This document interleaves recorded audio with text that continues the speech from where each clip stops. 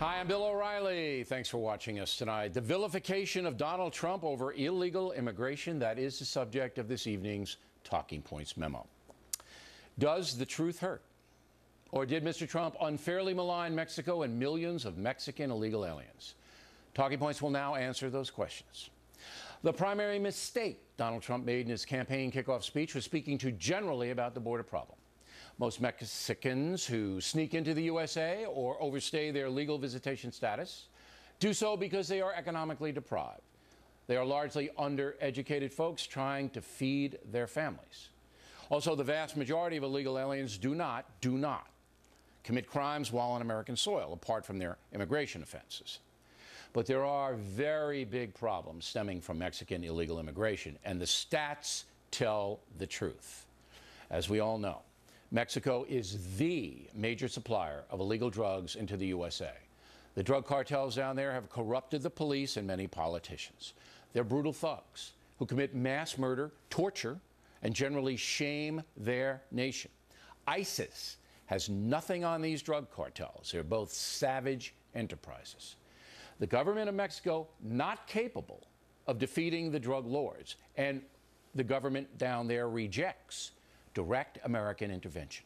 U.S. drug agents, for example, are not allowed to carry firearms in Mexico, thereby putting themselves at great risk assisting Mexican authorities. For decades, Mexico City has allowed organized crime to brutalize its own people, and Americans as well. Some of the drug organizations have branched out now into people smuggling, charging money to get desperate migrants across the border. In the process, many, perhaps most, migrant women are sexually molested. And that was the rape situation Donald Trump mentioned. But it's not ordinary Mexicans doing the raping, it's the gangsters. And Trump should have made that clear. The truth is there's little supervision on the Mexican side of the border. Cities like Juarez and Nuevo Laredo, literally run by the drug cartels. Border security in Mexico, non-existent, and has been for decades. That situation's not going to improve. So Trump is correct in saying that only a massive wall will stop the chaos, and even then, drugs and people will get through, although not to the extent they do now. Washington knows all this, but has turned away from securing the border ever since President Reagan promised to do that after he signed an immigration amnesty in 1986. Mr. Reagan did not keep his promise, and every single president since has failed to secure the southern border. Every one. Now, what about the immigrants themselves? 59% of Mexican residents and illegal aliens have less than a high school education. Only 4% have a college degree. 68% are poor or near poor. 57% receive means-tested welfare of some kind paid for by the American taxpayer. 56% do not have health insurance, many of those receiving Obamacare subsidies. So Trump's analysis is correct. The majority of Mexicans coming to the USA are not achievers in the economic sense. To be fair, that was the case with the Irish, Italian, and European immigration waves of the past. Hardworking people coming here to try to improve themselves. But here is the dangerous part now. According to government statistics, 71% of non-American citizens in federal prisons are from Mexico. Colombia nationals are second, just 4%. Mexican criminals represent a whopping 16% of all convicts serving time in federal penitentiaries. That's a huge burden on the American taxpayer and a dangerous situation for we the people. Like 32-year-old Kate Steinle.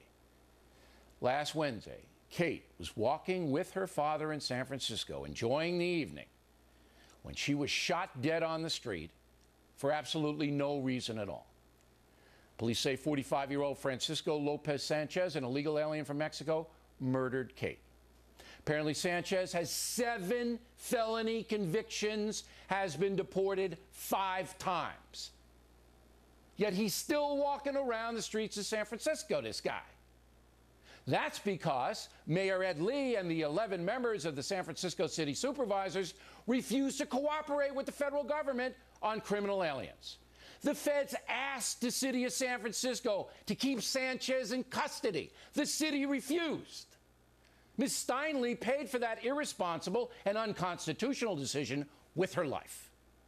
San Francisco is a sanctuary city and proud of it. And violent crimes committed by criminal aliens have happened there before. City authorities refuse to say how many because they know it's a huge scandal, a black mark on the history of San Francisco, the most tolerant of cities. The family of Kate Steinle asking for calm, not vengeance. But Talking Points is not as charitable. In 1996, President Bill Clinton signed the Illegal Immigration Reform and Responsibility Act, which stipulated that local and state authorities were to cooperate with the feds in apprehending illegal aliens, especially criminals. In 2007, then Mayor Gavin Newsom issued an executive order stating that as a sanctuary city, San Francisco would not cooperate with federal authorities on illegal immigration matters and would protect even criminal aliens. The feds did nothing. In 2010, the Obama administration openly said it would not punish cities that refused to obey the 1996 immigration law.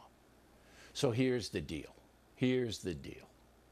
The mayor and city supervisors of San Francisco are directly responsible for the murder of Kate Steinle, and the Obama administration is complicit.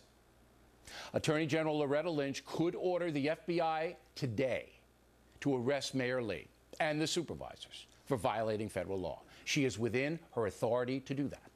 I know that's not going to happen because racial politics drives the law these days, which is why Trump caught so much hell. The Constitution demands that the federal government protect Americans from foreign intruders. Demands it. Obviously, that responsibility is not being met. And if you point that out, as Trump did, you're a racist, a piñata for the open border crowd to bash. The fact that a felon could be deported 5 times and still be walking around San Francisco should shame Congress. Shame it. Where is a law that says if you are deported 1 time and come back, you serve 5 years in prison? Where is that law? Congress should pass it, and if President Obama doesn't sign it, everything will be on a table. It'll be on him. That legislation should be called the Kate Law, much like Jessica's Law. So who's responsible? Who will sponsor the new law? Who will do it? Please let me know directly. We're looking for some legislators in Washington who have courage. Are you out there? Are you out there? Talking Points is disgusted with the cowardice of our elected officials, from the crazy left San Francisco people to the president to the Congress. Most of them are rich folks who could not care less about the violence and chaos, out of control criminal activity south of the border is creating in this country. If Mexico does not crack down hard on border intrusions and drug trafficking, we should punish them economically. Punish them. Period. This entire disaster has been going on for far too long. The excuse that America is at fault because we use drugs and do not secure our side of the border is valid. We are at fault. But that does not excuse Mexico's rampant corruption and abuse of its own people. Drug and people smuggling injure millions and cost lives. It's the dirtiest of crimes. Finally, the poor people sneaking in here to paint your house aren't the problem. They're not the problem. The cowardly politicians who will not uphold the law and the Constitution are the problem. That's what Donald Trump should have said. And that's the memo. Next on the Rundown, reaction to my analysis. We'll be right back with that.